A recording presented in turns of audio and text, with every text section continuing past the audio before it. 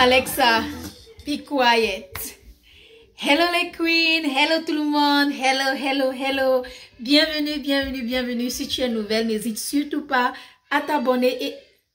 Mes enfants crient quoi comme ça? Donnez-moi une minute. Il a fallu que je mette les points sur les i, un peu de fessée. Bienvenue à tous, j'espère que vous allez bien, que tu vas bien, que la santé ça va et que tout le monde se porte à merveille. N'hésite surtout pas de t'abonner, cliquer sur la cloche et bien sûr donner un j'aime à cette vidéo parce que Reine Mère est en train de vous donner de bons contenus ces derniers temps. Mais, hors du sujet, est-ce que vous avez appris la bonne nouvelle? Est-ce que vous avez appris la bonne nouvelle? L'Afrique est sur le bon chemin. L'Afrique est sur le bon chemin.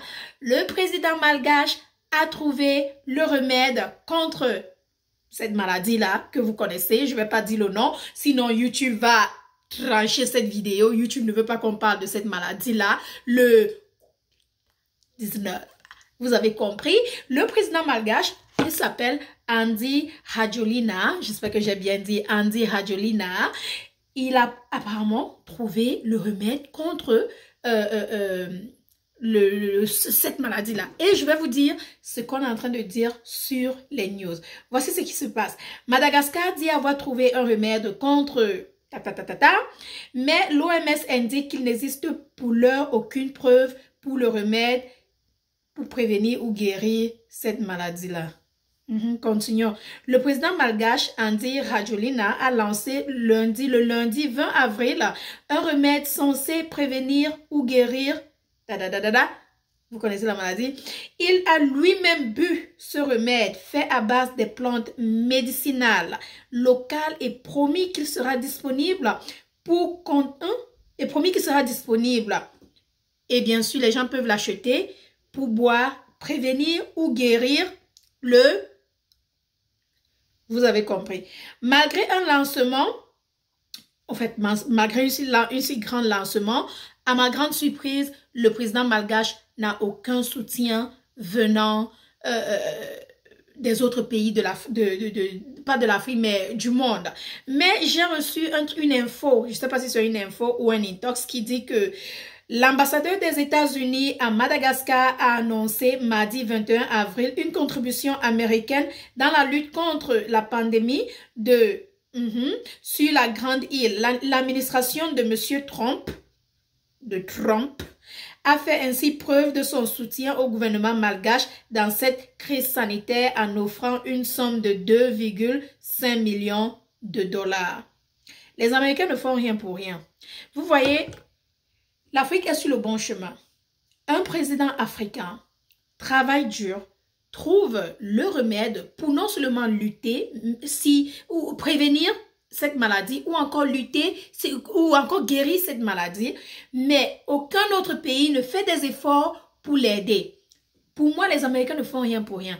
Les Américains ont pris presque tout notre argent des taxes, presque 350 millions de dollars et ont investi pour qu'on commence à chercher le remède pour faire un vaccin. Je dis bien un vaccin, pour qu'on commence à nous vacciner. Mais ils prennent 2,5 millions pour donner à au président malgache pour contribuer à l'aide contre le remède qu'il a trouvé. Gardez vos 2,25 millions, on n'a pas besoin de ça.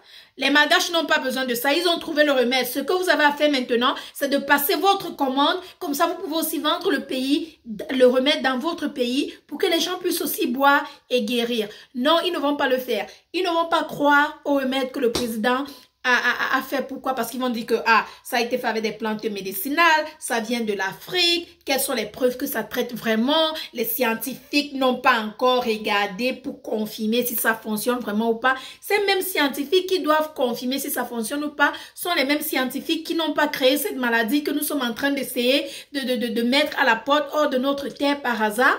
Ce ne sont pas les mêmes scientifiques qui ont créé cette maladie-là.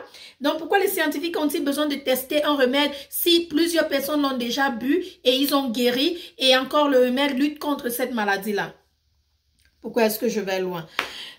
Vous savez, ce que moi je vais vous dire, c'est que nous, les Africains, l'Afrique a tellement de talent. L'Afrique a tellement de cerveau. L'Afrique a des personnes qui sont des génies, qui sont tellement intelligents que on ne veut jamais nous voir faire quelque chose. Vous pensez que l'Américain, l'Européen va accepter de dire que c'est l'Africain qui a trouvé le remède contre cette maladie-là?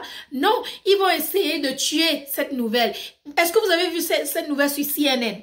Est-ce que vous avez vu cette nouvelle partout dans les chaînes américaines ou européennes? Non, vous allez seulement voir ça dans les petits news là. On essaye de limiter cette information autant que possible parce qu'on ne veut pas qu'on sache que le remède vient de l'Afrique. La lutte contre cette maladie ou encore la prévention contre cette maladie vient de l'Afrique. Parce qu'on ne veut pas qu'on sache que les Africains sont des génies. Les Africains ont des cerveaux. Les Africains sont intelligents. Les Africains aussi peuvent trouver un remède contre ce truc qu'eux-mêmes ils ont créé. Et non seulement ça, ce président s'est levé, il a bu ce remède lui-même. Il a dit, je vais commencer par le boire moi-même. Il a bu lui-même.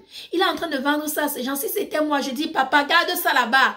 Traite ton pays, traite tes gens. Le reste là, tu les laisses dans leur pays. Pourquoi? Parce qu'à la fin, tout ce qu'ils vont essayer de faire, c'est de mettre quelque chose dans le remède de l'homme d'autrui pour dire que, vous voyez, ça rend les gens malades. Ou en outre encore, essayer de gâter sa réputation. Ou en outre encore, essayer de bannir ce remède. Ou même encore faire une tentative de meurtre sur le président d'autrui. Tout ça parce qu'il a trouvé un remède. Les Américains ne veulent pas qu'on trouve le remède. Regardez un peu les réseaux sociaux. Ils ne veulent pas qu'on trouve les remèdes. Regardez un peu les vidéos sur Dr. Fauci. Ou c'est Fauci, ou c'est Fauci. C'est lui, le docteur là, qui a payé 25 millions de dollars à la Chine pour que la Chine fasse des recherches sur cette maladie-là. En 2015, il a payé 25 millions de dollars à la Chine. En 2015, c'est sur Google, allez regarder. Et lors d'un interview, je ne sais pas où il était, je vais vous montrer la vidéo, il a lui-même dit que vers le 21e siècle, vers l'an 2020, le monde va traverser une très grande pandémie. Comment tu as su qu'il allait avoir une pandémie si tu as fait une interview il y a 2 ans de cela? Comment tu as su qu'il allait avoir une pandémie en 2020? Hein? C'est-à-dire, il s'est lui-même mis dans le trou. Attendez, je vais vous montrer. Je vais vous montrer pour ne pas trop parler. Il s'appelle même comment là, le gars chez qui je parle, même regarder mes trucs là-bas. Je vous encourage absolument d'aller écouter la vidéo de ce gars. Il est juste incroyable. Il est incroyable. Je vais vous montrer sa vidéo, comme ça vous allez mieux comprendre d'où je viens. Non. Ça c'est juste incroyable. Ils créent leur propre maladie et maintenant tu trouves le remède. On ne veut pas que tu trouves le remède. On va essayer de faire tout et tout pour te tuer. $3.7 million transferred to the $3.7 million transferred to the Wuhan laboratory by the National Institute of Health during the Obama administration under Fauci is now under investigation. The president just announced it.